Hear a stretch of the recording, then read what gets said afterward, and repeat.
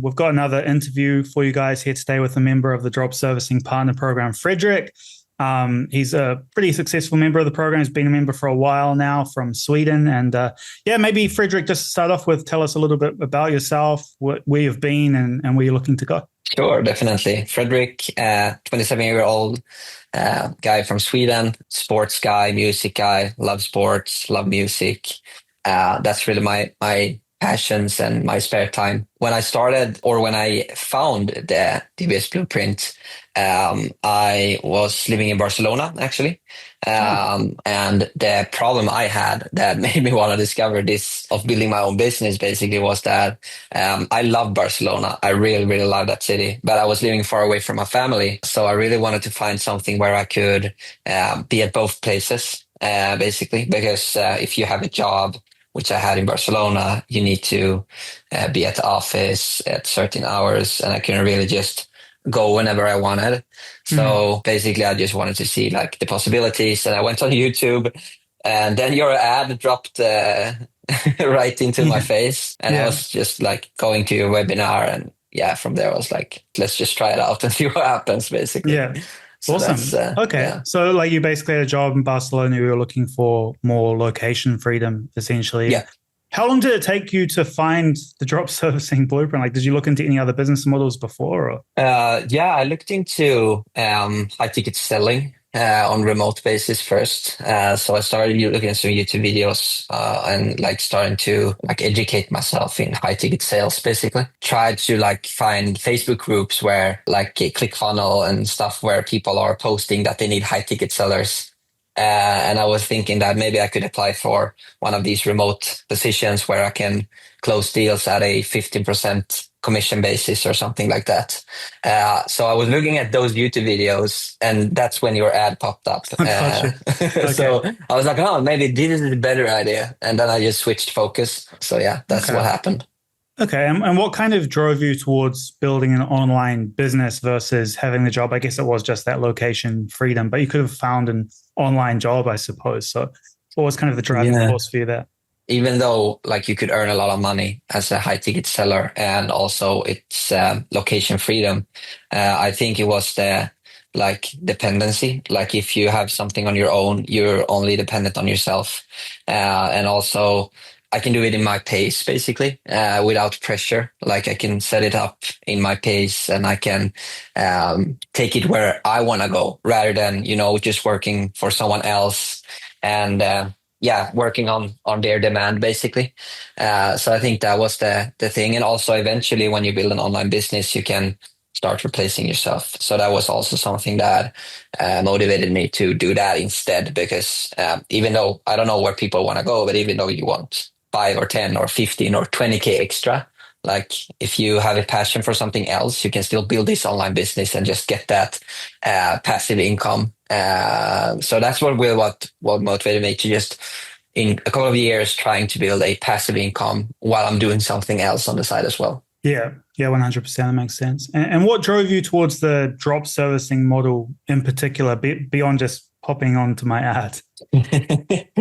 I started marketing actually before I even started a course. So just not a program, just a couple of courses. And then this was also all about marketing. Like you don't necessarily need to sell marketing, but that people tends to sell marketing services. So I think that caught my, and then also like the flow, just follow through the videos. I really enjoyed it in the beginning, just watching the videos. And it's not only about like how to sell and how to do this. It's also how to become that person, which I really enjoy. Like I'm a like personal developer guy. I love this kind of like self-awareness and talking about problems. I'm that kind of guy. I love this, like exploring the brain, how it works, how you build good habits. So that was also a part that I fell in love with your course. Gotcha. Okay. So you jumped into the program, you joined the course, and kind of talk us through what that process was like for you going through and learning and building the business. Yeah, it was kind of smooth. Like I started watching the intro videos and I just started to put aside like 2 hours a day, Monday to Friday. But then I was really motivated in the beginning. So I did the weekends as well. I really just wanted to build something up. So No, it was really smooth. I literally just made the tasks after the action steps after every video. Tried to implement everything, and it was really easy to follow. So I literally just did what you told me to do, Yeah, yeah. basically. And I think you had a full-time job at the time, yeah? So you had around Yeah. 2 hours a day to put into the business. Okay. And how long did it take you to get your first sale? Like I don't know if I was lucky, but I got my first sale like after a month.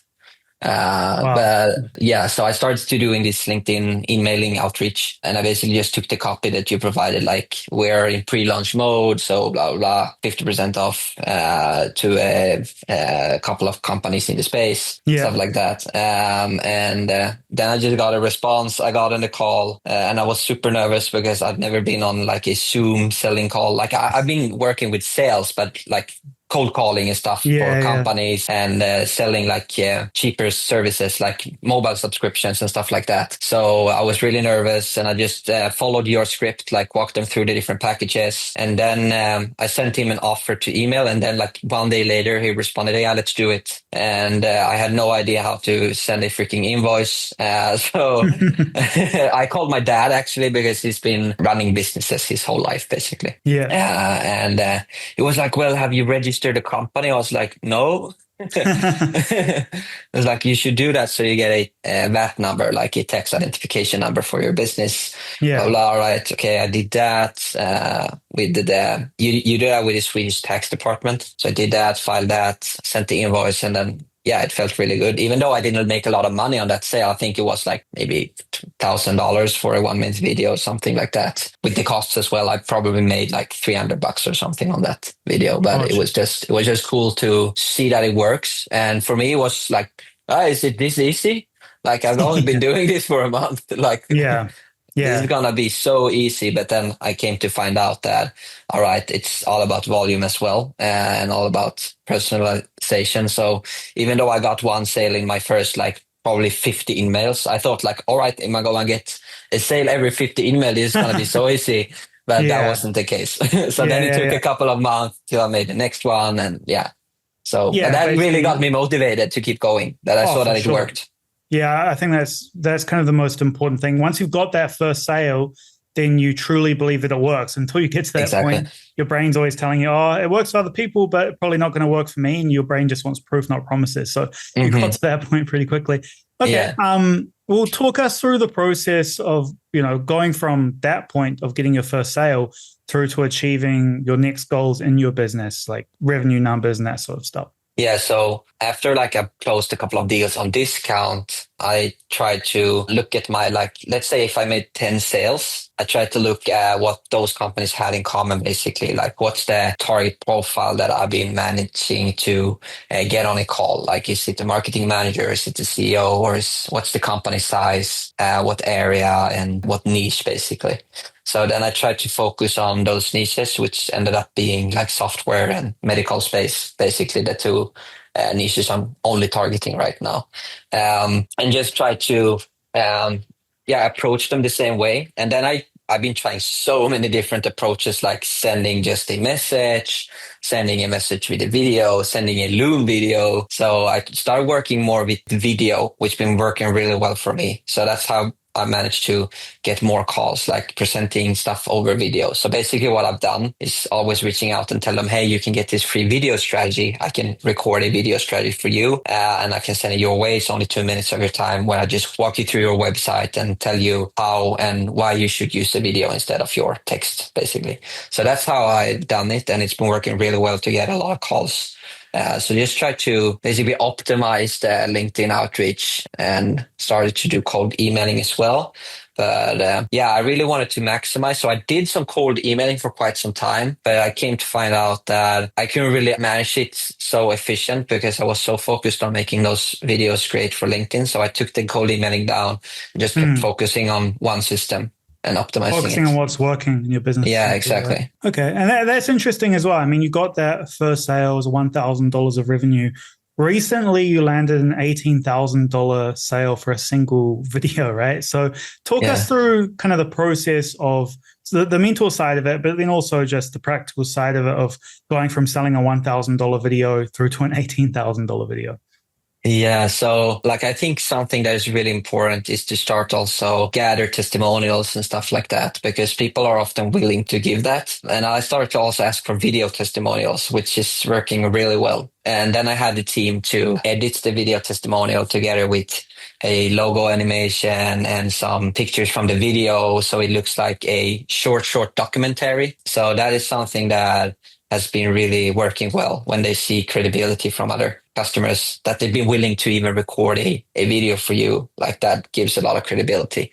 But then also stop doing discounts and start trying to sell higher quality. But then also to find like how I got into the higher ticket now is basically I wanted to find work that I could show to people.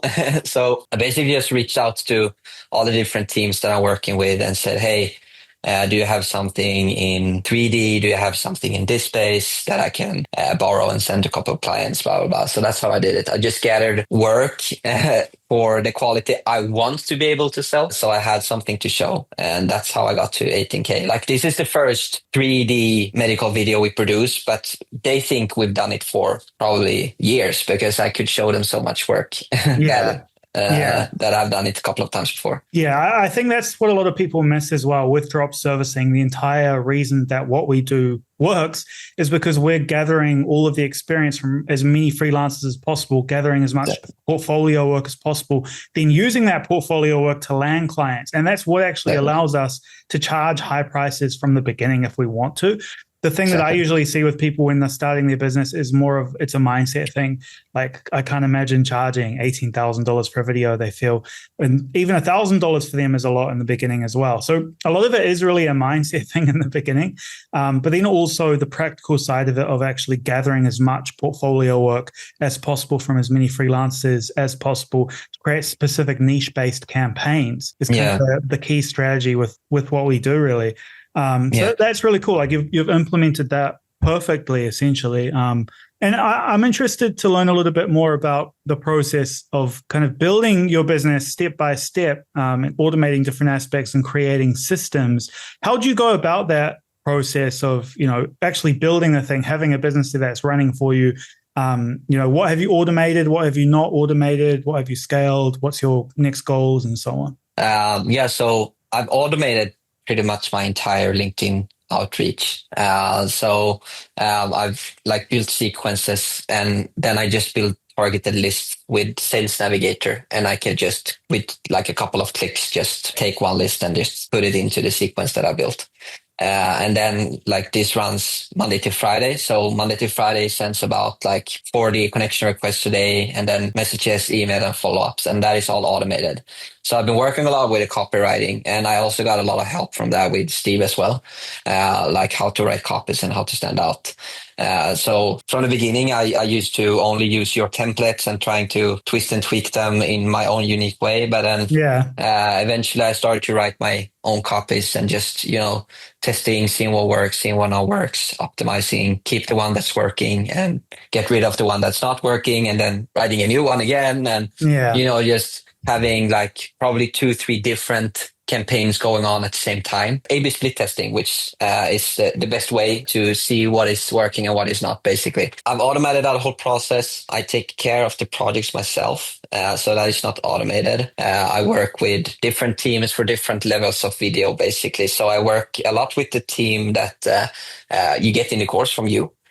So they're handling a few of the projects. And then I have some other teams as well that I'm working with for higher quality, like 3D space, for example.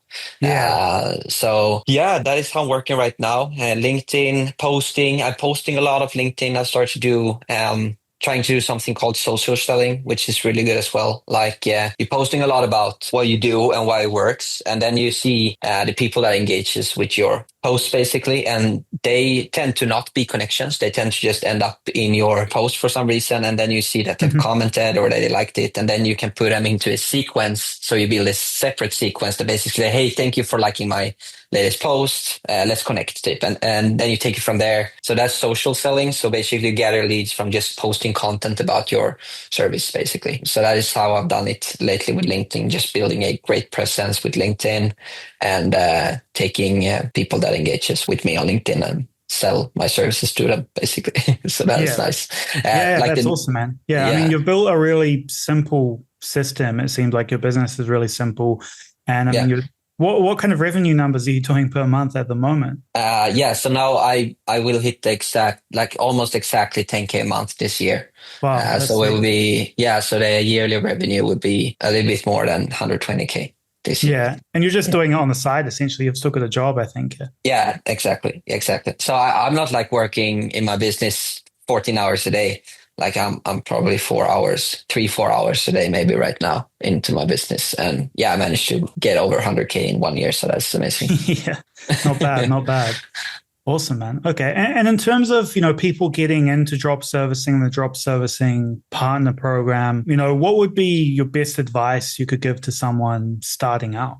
I say like be patient as well because it's all about consistency as well. Like with outreach, especially, like you need to be persistent. Like people are not always not responding because they're not interested. Like people you're targeting are usually so busy. Like you're targeting maybe a marketing manager at a company with 100 employees or a CEO or something like that, and they tend to get a lot of these messages. So it's not really that they not want your service. It's usually just that they're not seeing your messages because they are busy.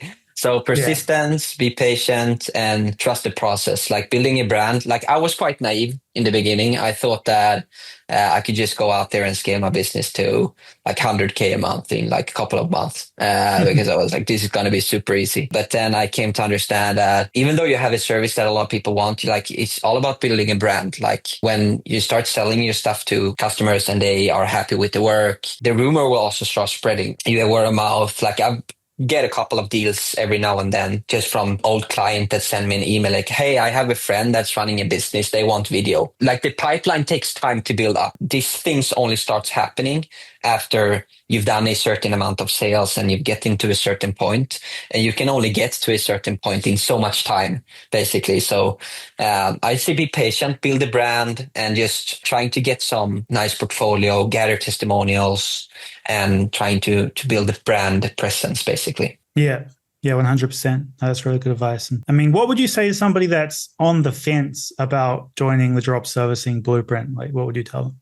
I would basically tell them, like, if you are in that position where you really want to try it out, you have nothing to lose because in terms of what you get from the course, it's super cheap to get into the course. Like in terms of the value you're getting, like even if you start and you after 3 months think, oh no, it's not the right time, you have access to the course forever, basically. So you can just buy it and you can just start doing it in your own pace. If you keep your job on the side, there's really no stress. Like you can do it on your own pace. So once you bought the course, you have the asset for the rest of your life, and you have a foundation, basically a blueprint that just tells you what to do, rather than figuring out everything yourself, which is a lot harder. So for me, it's a no-brainer. Just start doing it in your own pace. Like there's no clock ticking that you need to watch the course in 30 days or 3 months and then it disappears. Like you can just do it in your own pace. So for that reason, if you split that money you're putting into it into your rest of your life, it's basically nothing that you're paying for getting a foundation on how to build an online business. So it's a no-brainer for me. Just